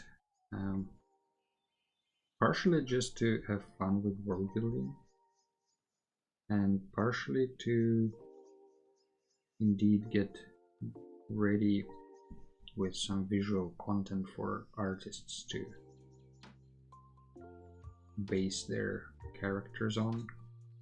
We are starting kind of far, you know, with plants and biomes and all that stuff, but I think we will have some land cards, there will be some background landscapes and all that stuff, and I feel like it would really help to know what could be there, you know, like what could be the background, what could be the forest in the background. Like, it's not gonna be always green. We do have a green light that is kind of like a deity for forest creatures, and dragons as well, lizard folk, a lot of green things. But in general, our forest could be also orange or yellow or blue.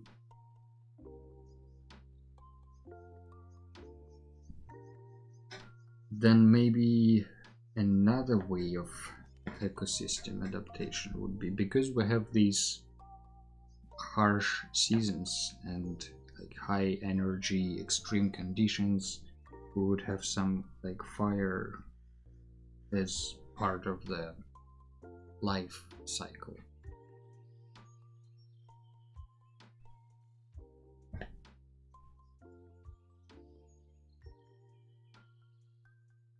Like on Earth, you know, stuff burns down, then the seeds can grow. So maybe the same we have here, like if we have some sort of plant, maybe like a cactus sort of guy, and then it needs to burn down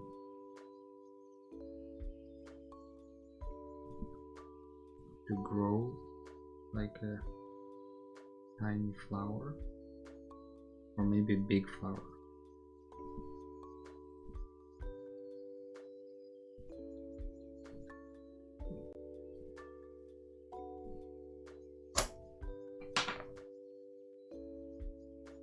Sorry, been AFK. No worries, I understand.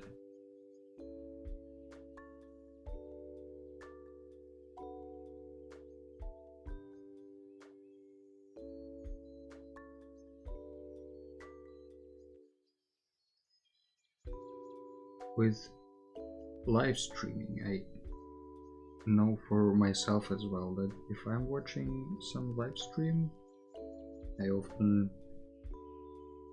not often, but I also, you know, step away and then come back, especially when streams are a few hours long, especially when it's nice outside.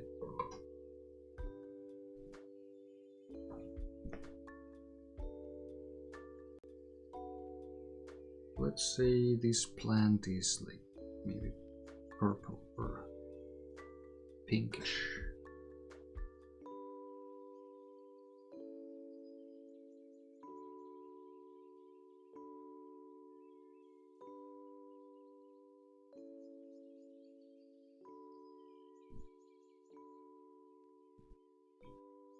But the flower that it produces may be green, just because. Can be also like pale green, blue green.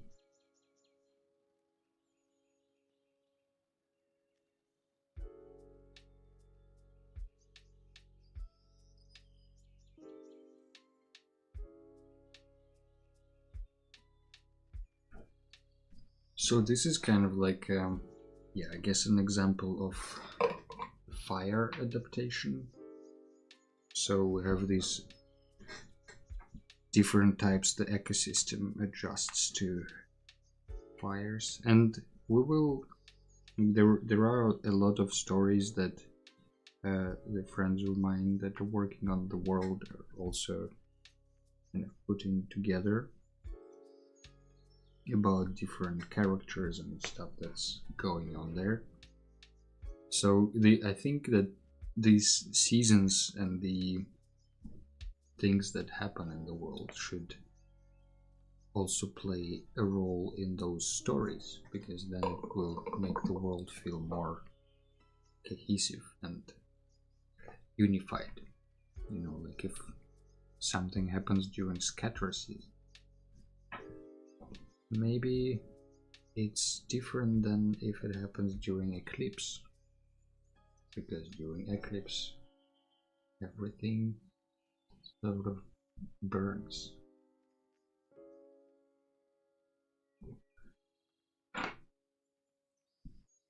Maybe another, to finish this page with Flora adapting to the environment. There could be another thing like bioluminescence.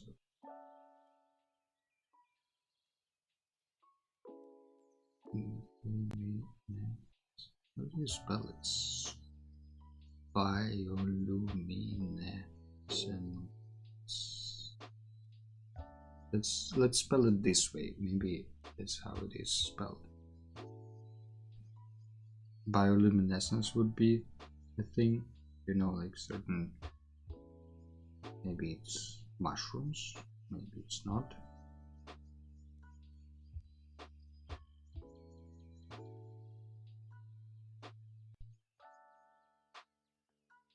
But they can be glowing in beautiful colors. For example, beautiful orange, maybe. Doesn't have to be blue in our case, because it's fantasy.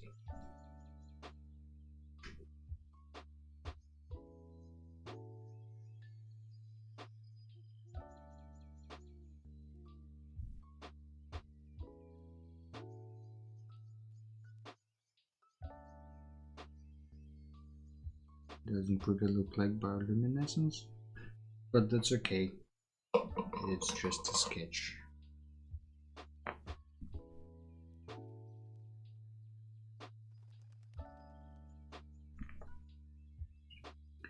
Bioluminescence, iridescence, what else? Because there will be these seasons of heat and seasons of stormy weathers, and maybe even fires raging, firestorms. It probably would make sense that some of the plants would develop some sort of like an insulation layer. So maybe if you have like maybe it's even like a regular tree sorts, but it would have like a outside layer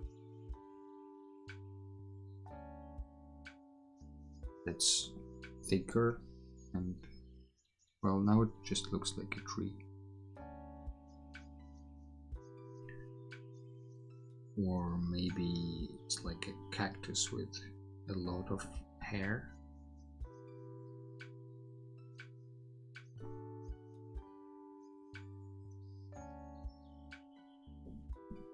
For protection, so like a buffer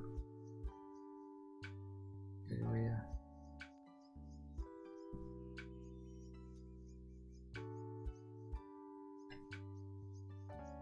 The other one could be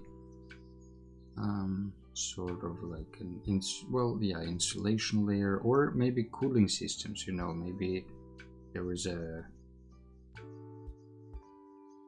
plant like this that has like a little hole at the top.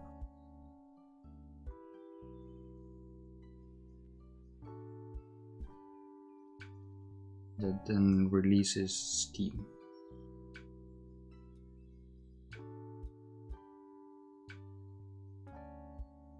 when it's too hot.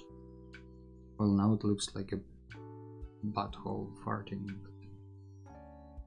Let's let's add some more. Remove the associations.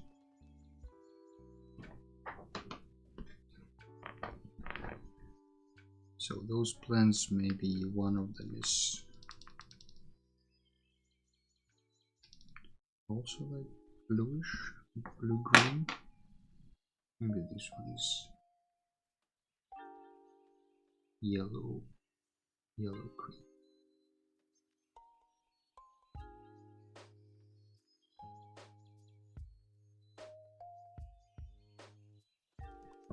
And the core maybe is orange instead.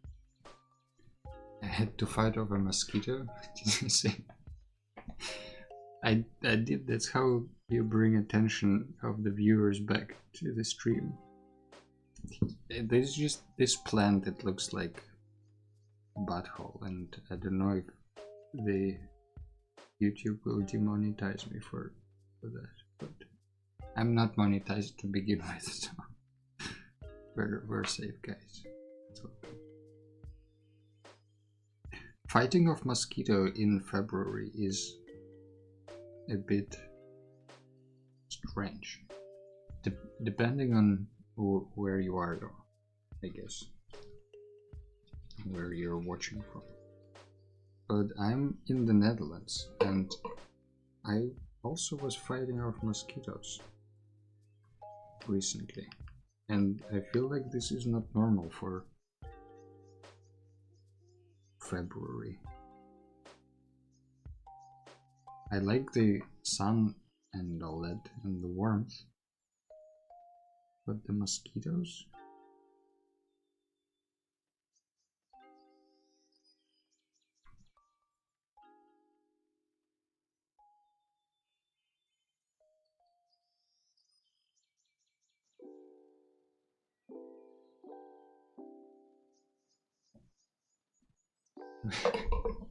Australia.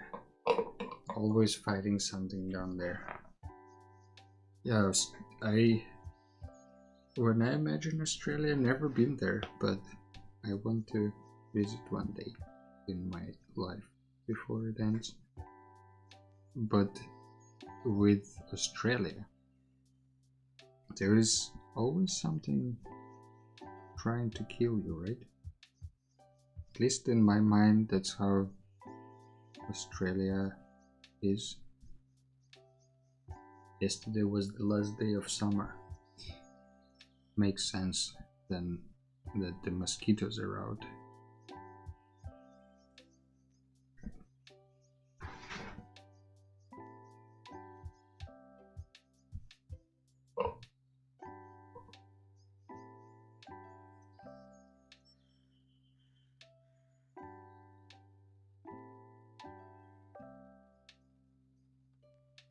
Is it? Depends. Depends where you are.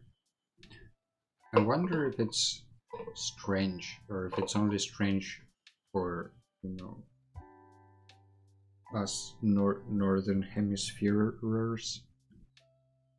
Like, is it strange to have Christmas in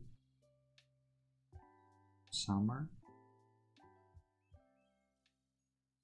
And in general, you know, the names of the months. I assume you also you also have February there down there, right? It's not like it's September right now.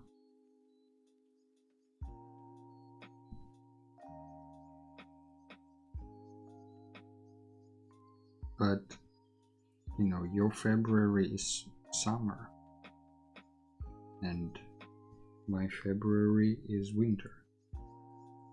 It's pretty strange.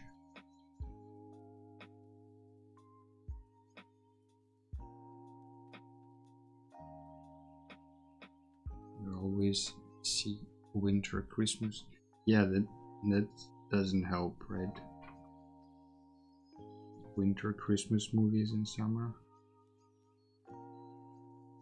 There must be some local productions that are more seasonally appropriate.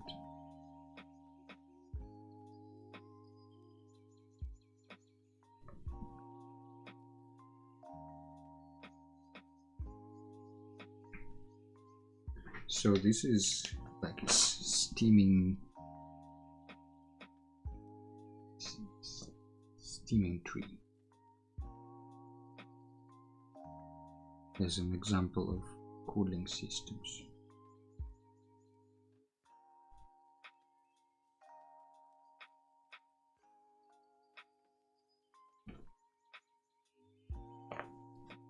All right. I think this sheet is done. Give me a moment to switch to the music part, but I will be back in a moment to play some Roland 101 for you.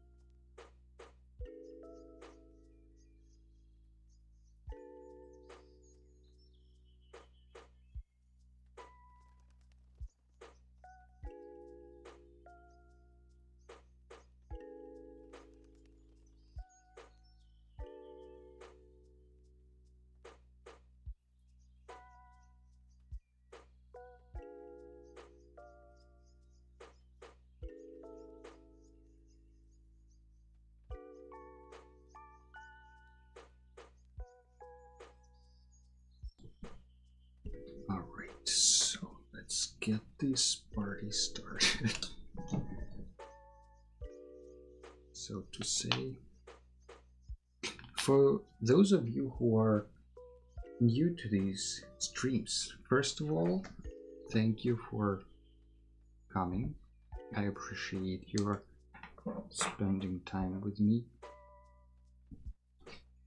But you might not know that every stream, well, okay, since we're talking about all of this, if you're new here and you like it here, do subscribe and join the Discord, because that's where most of the updates and announcements are happening in terms of, well, everything, but also for the upcoming stuff, like looking for artists to paint card art for the tabletop game and all the other stuff. Also for March, I will post today a new challenge theme. The people have spoken, and it's gonna be monster robots for the March. So that's also a reason to join. But every stream since October ends with a little gem on this thing, which is a groove box.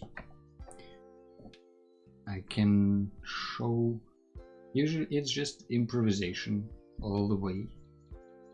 Nothing is really planned. There is no,